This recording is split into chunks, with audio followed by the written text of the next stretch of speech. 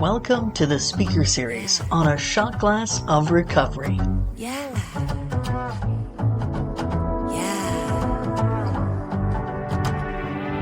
You get a house, you get a car, then you start thinking that's all you are, but you don't know the truth. So let me spell it out for you. Now I got your attention, now there's a start. Now sit and listen to my favorite part. Life's been giving us some clues.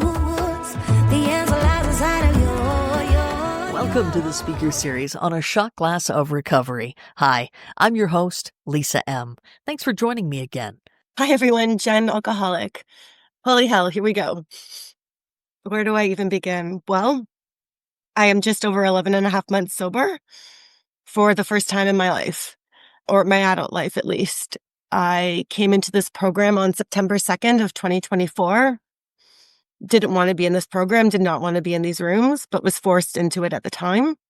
And I'll get back into kind of how I landed there. But most importantly, September 2nd of 2024 is the most important day of my life, and a day where I logged on at 7 a.m. to my first AA meeting ever, which was this group, Solution Seekers, and still my home group today.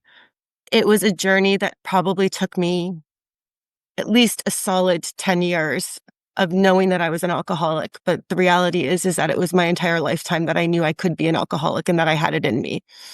And I have no idea why I knew that, but I always did. I grew up in a really normal family. You know, I didn't have any major trauma in my life. I was really fortunate. I had everything I could want. But I did grow up in a household where there was very traditional role models. My mom was a stay-at-home mom. My dad was worked, and he was very kind of senior in his career. And there was a lot of kind of traditional roles in that. And as a result of that, I grew up also in an environment where my dad was an alcoholic, which I hate to say out loud. That's one of the hardest things for me to acknowledge, because my dad was my person and I love him so much, and it just feels wrong to say that. But he was an alcoholic, and there was a lot of issues in my family with just expectations between my parents, the relationship, and I grew up in a home where they fought constantly. And now sitting here, I can reflect back on how that made me as a child feel unsafe and confused. And I didn't know how to be a whole person because I didn't know who I was. I was just not sure. I never really identified myself as being somebody who ever felt like I belonged in my own skin, let alone with anybody else. When I was in my teenage years, and I just mentioned this because it's a bit of a theme, was when I first started struggling with mental health issues. And the first diagnosis I ever had was anorexia. And that was pretty significant for me physically during my teenage years. And when I aged out of the system and felt like there was no more support for me, I realized I had to get my shit together. And that's when I found alcohol, because I always felt the need to numb myself. I numbed myself through starving as a teenager, and then I numbed myself through alcohol starting in university. And I didn't realize at the time that that's what I was doing, but that's what I was doing. Alcohol made me feel comfortable in social environments. I could have a glass of wine before I went out and suddenly feel okay. As my corporate career took off, you know, there was a lot of schmoozing involved. There was a lot of business dinners. I was, absolutely, I don't know what the expression is, something about punching out of your weight or something like that. Anyways, I was like 30 years old with CEOs, like very senior in my career. But I was like, who the hell am I to be talking to these people? I need alcohol to be okay and to have that confidence. I was in a marriage for 15 years, married with my husband for 20. And, we got married at a very young age.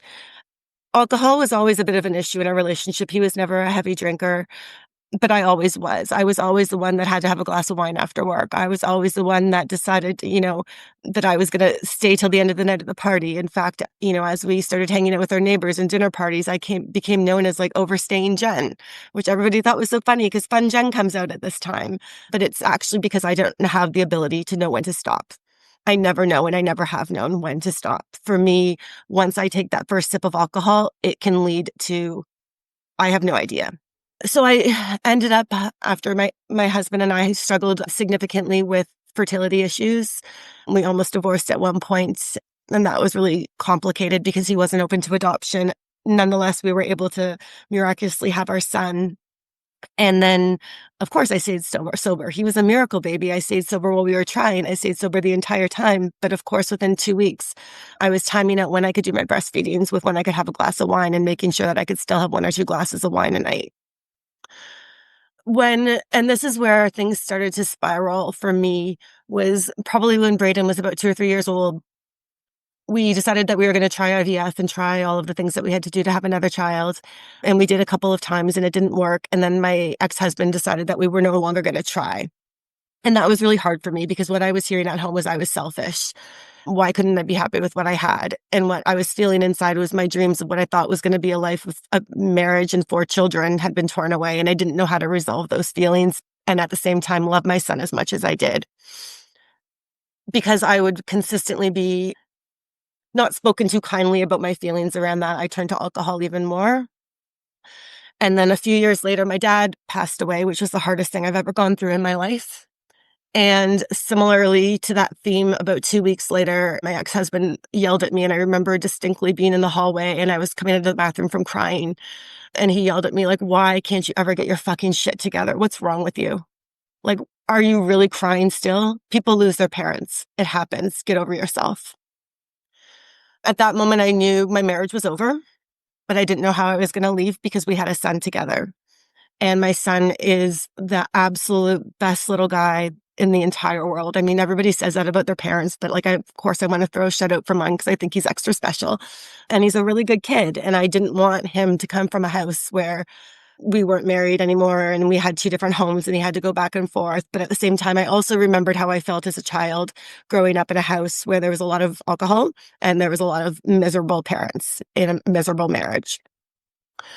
It got to the point where things just continuously deteriorated from there. And then finally, the summer of 2020. And at this point, I wouldn't say that I was. So I'm going to pause and go back for a second.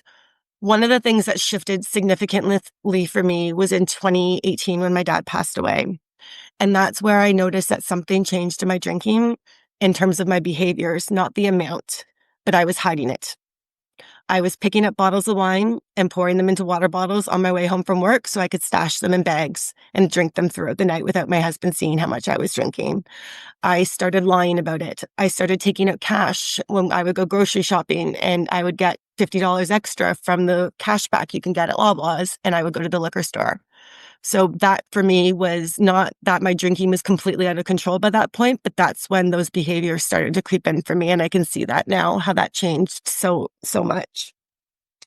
In the summer of 2020, on 2 specific occasions, I think 3, I recall my son coming up to me and giving me a hug and rubbing me on my shoulder and saying to me that he's really sorry that daddy talks to me that way all the time, and that he's really sorry that daddy makes me cry so much. And then I knew I had to leave. And literally a week later, I was driving home in between 2 of Brayden's baseball games because we had a puppy at the time, Wrigley, who's right beside me, and I had to let him out for a quick bio break. And when I drove up to go let him out, I realized that 6 doors down from my house, there was a sign up that had said house for lease. A house 6 doors down had gone up for lease. And 2 years before that, it had also gone up for lease. And I had thought about it at that time. This could make it okay for Brayden. This would be the same street, his same friends, his same school. And this time I decided to go for it. And the next day I told my husband that I was leaving him. And I got that house. I wasn't working at the time. I had left my job just before the pandemic started, and then decided to take a year and a half off to really uproot my life and try to get my shit together with alcohol, be there for Brayden and stay home with him while he was doing homeschooling or virtual schooling or whatever the hell that was. It was me monitoring him to make sure he wasn't on YouTube and Minecraft, really. And for a while it was going really well. But my drinking was it was still creeping up. I was being more social. I was finally allowed to go out with friends. I hadn't been allowed to talk to people on the phone. I hadn't been allowed to text people. There was friends I hadn't seen in years because I was never allowed to do any of those things. There was a lot more that went on in the marriage that isn't really relevant for today, but it was just a really controlling and abusive marriage. And I had to find myself coming out of it. And I did. And I was doing well for a while, but slowly the hangovers would be bad in the morning. And I would have to be there for Brayden, or I would have to do this. And I suddenly found that having a drink sometimes at noon really helped and things like that. At the same time, shortly after my divorce was when also my eating disorder seemed to be triggered again at the same time. And so not only was I losing weight really fast, but I was also drinking a lot more than usual. And in I guess, early 2022, over that winter, my son saw me faint on 2 occasions. I said at the time that it was just drinking, or that it was just because I had an 8, but the reality was that I was intoxicated in front of him, and that wasn't the first time. That was just the time that he noticed because he was scared. He was scared because his mommy was falling and he didn't feel safe, and I made him feel that way. And so he went and told his dad that, and CAS became involved. I, again, refused to admit that alcohol was part of my problem, but I did agree to go to an inpatient treatment program for my eating disorder, and during that time, my drinking certainly obviously stopped because I was in an inpatient unit. But I did acknowledge fully to my psychiatrist and to the treatment team at the time my drinking, and tried a bunch of things, and for a while after that, it was going really well. The CAS closed the file and said that there was no safety concerns as long as there wasn't alcohol in the house, blah, blah, blah, blah, blah. My ex-husband didn't agree with that, so he took Toronto Children's Aid Services to Toronto Mediation Services to fight them on their recommendations. The mediation services provided a full report that was similar to CIS, but he never followed it. Instead, what he did was he took me to court and asked for full custody, or basically said that I was incapable of taking care of my son. Now, the court dates from there on in are blurry because I was never sober, for one.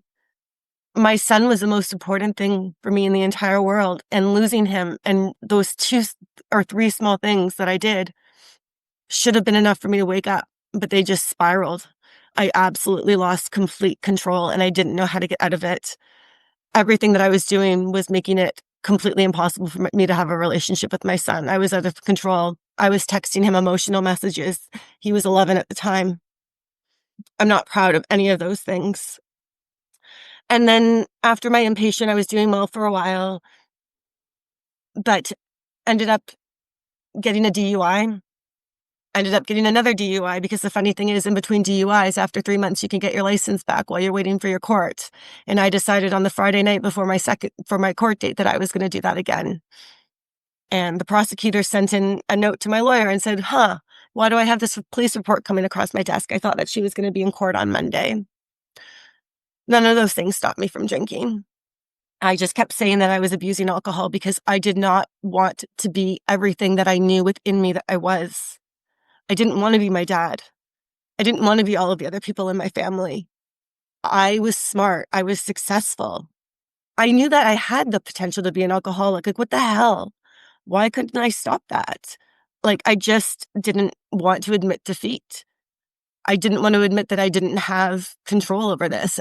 And so I kept trying to do it my own way. I kept trying to restrict myself from how much I can drink when. Try not to drink till Thursdays. Try not to drink until like 5 o'clock. Try not to drink until noon.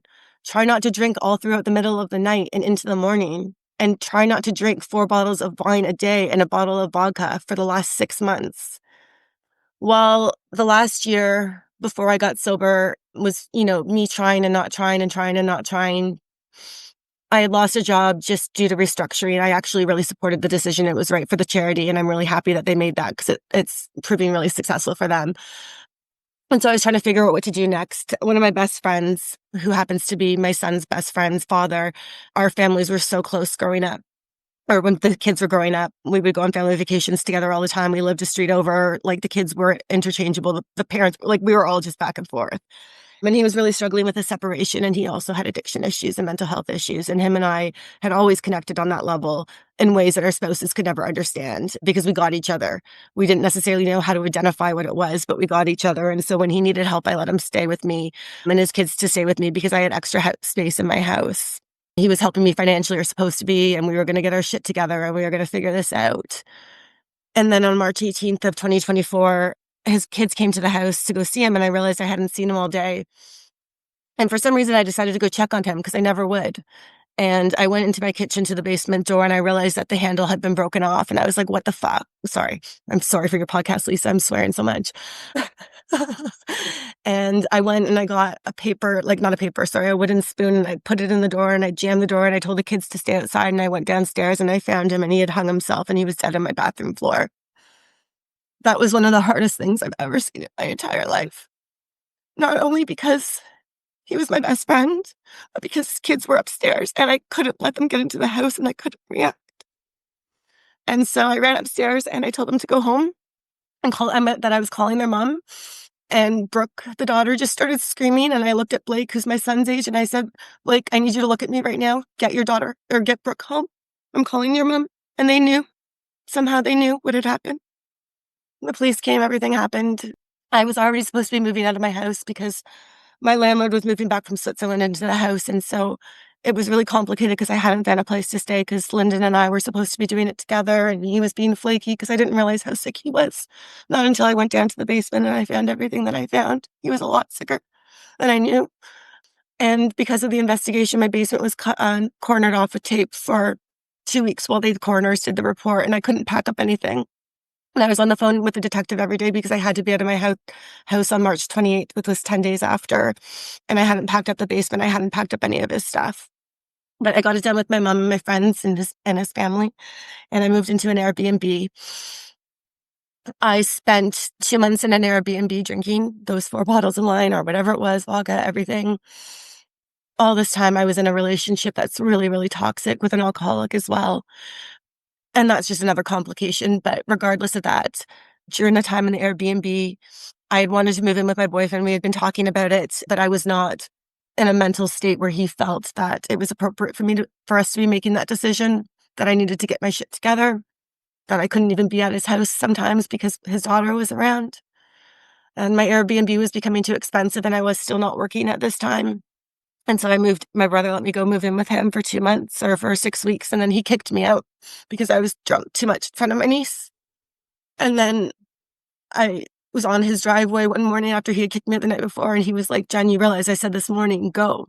And I'm like, I don't have any of my stuff. He's like, grab 2 bags and we'll pack everything up. And I'm like, I don't know where I'm going. And I called my best friend and I landed at her house and she had no idea what the hell was happening. And then within about 3 weeks of being there, she kicked me out.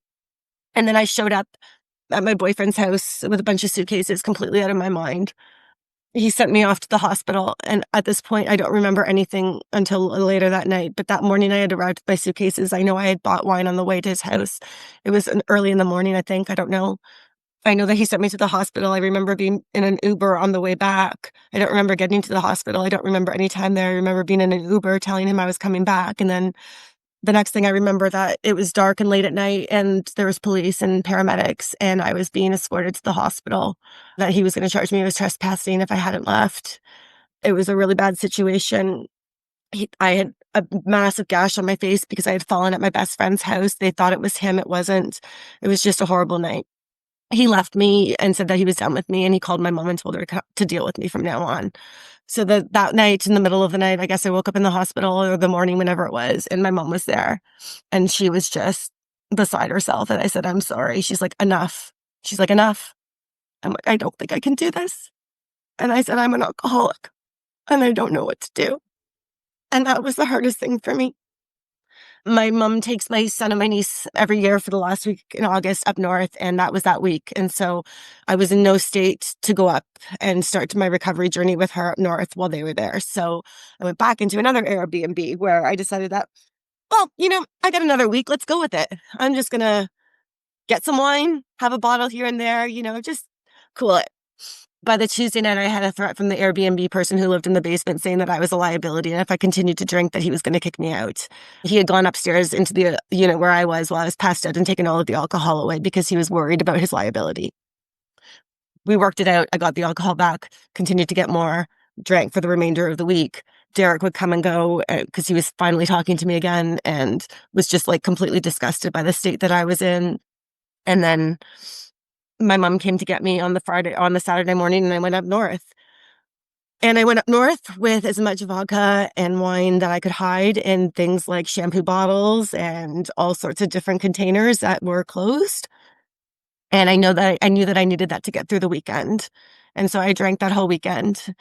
And then I joined Solution Seekers on the Monday, September 2nd. And I came into a room where I was behind the camera and I was terrified. And I was like, why do all of these people sound like me? Why are all these people not like these men in trench coats in a basement, like smoking on the screens and things like that? I'm like, these people kind of are like normal.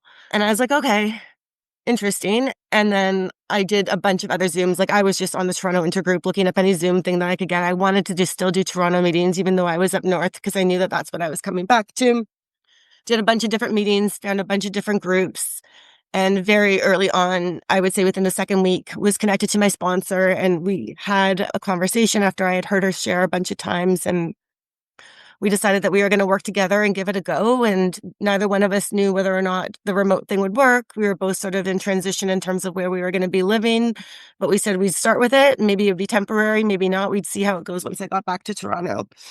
I am so incredibly grateful for my sponsor and the gifts of this program and for the support in this room. The support in this room that first week in making me, by this time on the second day I came on camera, and I think I just said, "Hi, I'm Jenn," and maybe cried. I don't know if I said anything else. Maybe some of you remember. But that's pretty much what I did, was just cried and kind of said hi and kind of rambled. And I think I still ramble, but whatever. Here I am. You guys have a speaker tonight, so you go with it. Um, and so I got a sponsor, and then she asked me, what do you think about step one? And I said, I am 100% powerless over alcohol. My life has become unmanageable. There's no way I can say it hasn't. I've lost nearly everything. I mean, I've lost custody of my son, and I've made it even worse. I've lost a job because I had a small consulting gig over the summer while I was at my brother's, and I just was a disaster for that. I had lost my relationship at the time. I had lost friendships. I had lost my trust from my mom, the trust from my brother, and I was just completely broken. So there was no way that for me, I couldn't admit to step one. And I held on to that for dear life because I needed that. That meant that, okay, this is step one. There's supposed to be 11. I don't know what the hell I'm going to do, or if I can even do any of these, because I'm not really sure about this God stuff. But I was like, okay, I can just hang on to step one. I can just hang on to that. And so I did. And then I was really struggling with my sponsor with step two. And, do I have a higher power? I don't know. I wanted to. And I remember for myself, there was a moment when I was going for a walk where I kind of went around a corner or I was coming up to this corner that I would turn around and walk back on. But there was something like the sun and something that was telling me to go around the corner. And this thought came into my mind, like, this is what's there for you. You don't know what's around the corner, but it's shiny and it's bright, and just walk that way. And so I did.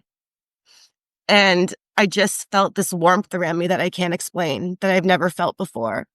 And it was right around that time when I heard footprints in the sand for the first time. And that hit me so, so hard, because there are so many times I should have died. There are multiple times when I tried to make that happen. One time when I landed in the ICU as a result of it. I shouldn't be here, but I am, because my God's always been with me. I first started calling it my higher power, God of my own understanding, but now today I choose to call it God. And I know that he's been with me the whole way along, and that was him showing me that there was a way forward that day when I was out for that walk. When I got to steps 4 and step 5, and so then by step 3, I was completely ready to turn my will and my life over to the care of God as I understood him, because I knew that I can't take care of myself. I can't do it my way, because my way doesn't work. My way ends me up in the hospital or in jail or without a child or without a mom. So steps 4 and step 5 were interesting for me, because I kind of was like, well, I've already said yes. Like, I get this. But my sponsor was like, no, like, we have to read through this. We have to work through this. And the way that we went through the steps, I really appreciated, because I'm somebody who likes to do things. And so we read from the big book, and we read through the 12 and 12. And then there was a women's way through the 12 steps and a workbook that went along with that. And so every week I was doing all of the different pages in the workbook, and I was answering all of the questions and doing worksheets that she was giving me as well. And I was really working thoroughly on all of those. And so then step 4.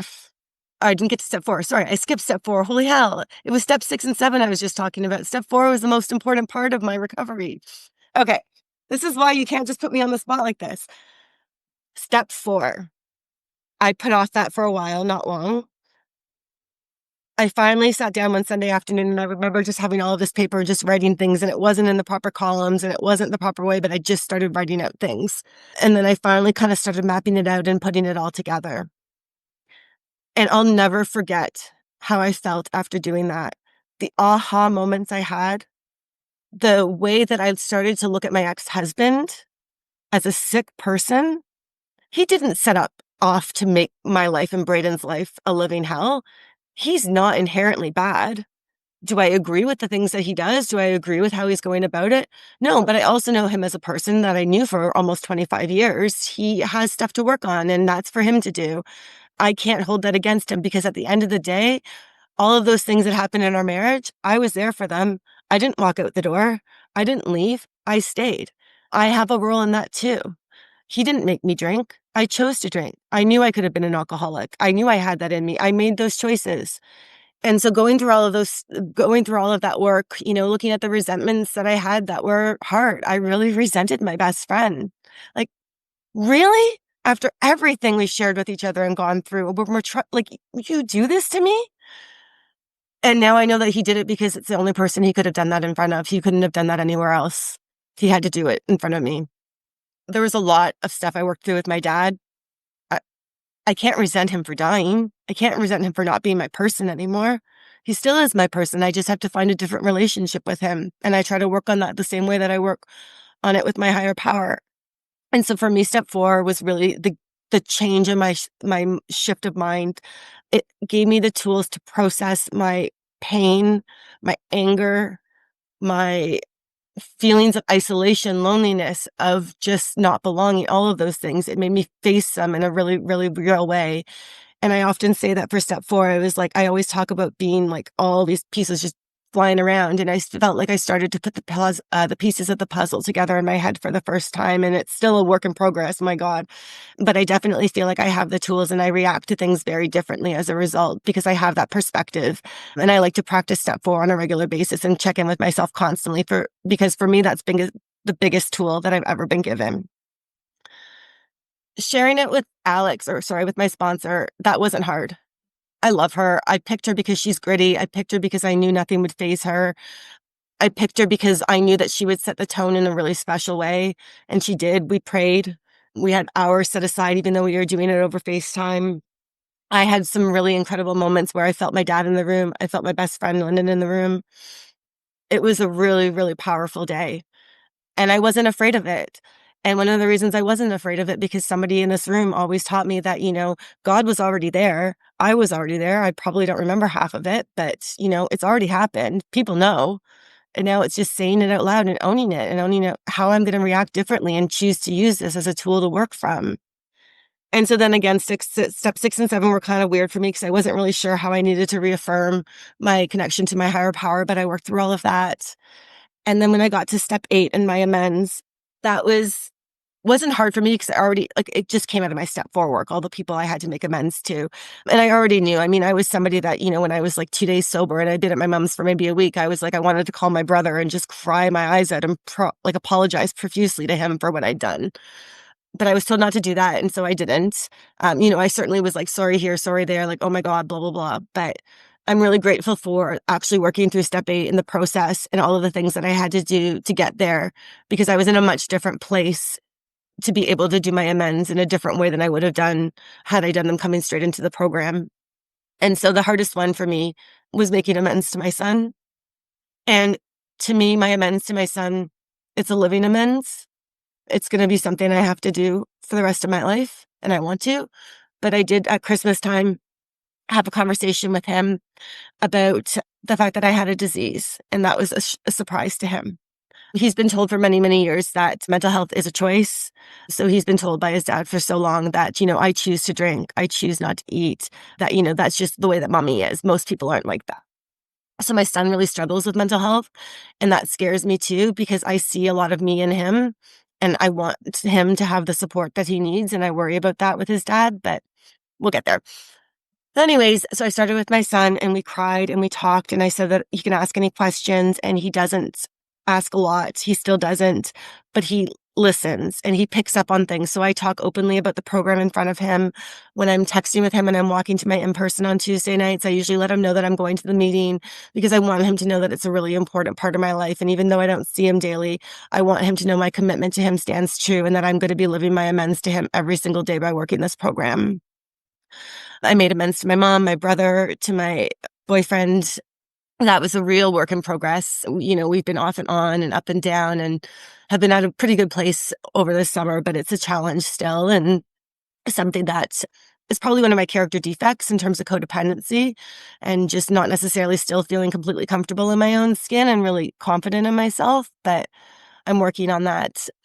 So did my amends to him, and then the biggest amends besides my son that I really want to make is to my ex-husband.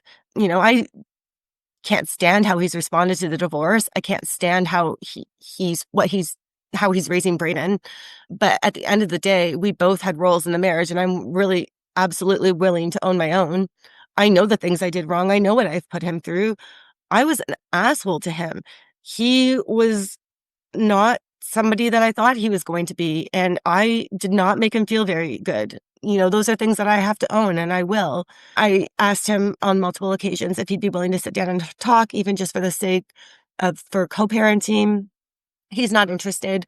It's not safe for me to put anything in writing just because of our course case, and so I've left the door open for him that I'm willing to talk at any point that he wants to. So that was my amends. And then I went on to step 10, 11, and 12. And for me, that's just what I try to do every day now. I try to live in a place where my sobriety comes first. Everything else that is happening that's happening in my life right now is a direct result of my sobriety. I am 11 and a half months sober. I had a bit of an oopsie my first 30 days. On my day 30, I thought that I could drink wine and have a glass to celebrate. And that turned into a 4-day drinking binge where I still attended meetings intoxicated, but I still attended because I knew that I needed to get back. I knew I couldn't leave, but it pulled me down so fast after that first sip. It just sucked the life out of me, and I was gone in an instant. And I just kept trying to keep coming. And then finally my mom figured it out because, you can't wander and drunk for 3 days blacked out without your mom noticing when you live there.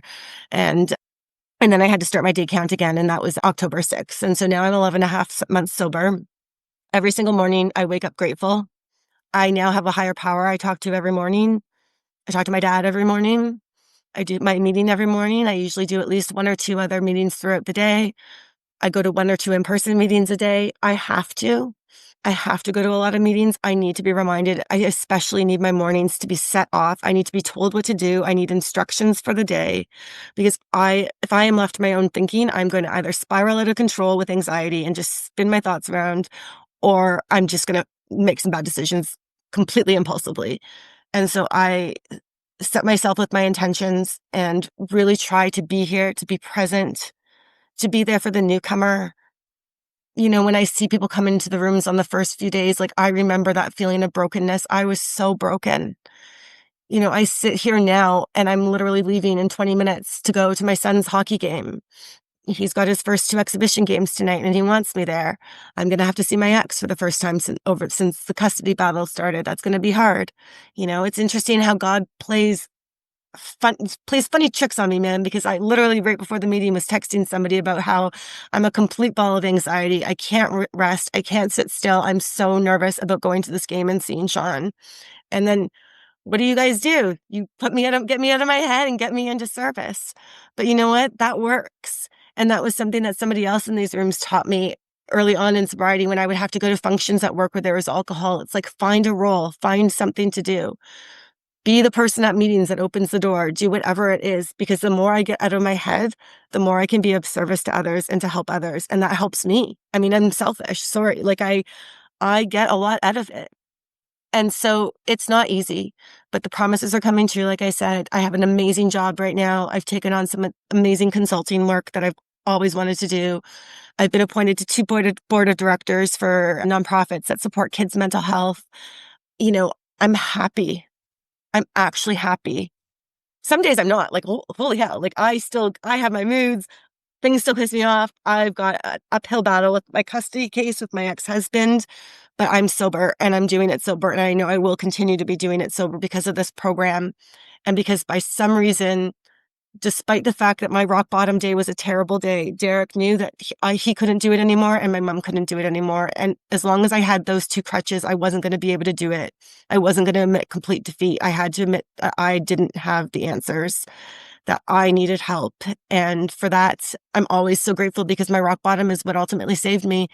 And here I am today. And I think I talked enough. Oh my gosh, I've missed so much, but I hope that you guys got something out of it. I don't remember what I said, but thanks again for being such a great group. Just a quick reminder to subscribe, like, or follow if you like the show on any of your favorite listening platforms. If you like the speakers and other content on the podcast, please show us some love by leaving a review and consider making a PayPal contribution to help keep the show going at paypal.me/a shot glass of recovery. Every dollar makes a difference. and we thank you. Our speakers come from my AA home group, AA Solution Seekers. We meet every day at 7 a.m., so pop in sometime and say hello. Until next time, thanks for joining me on a shot glass of recovery. Everything you do, the answer lies inside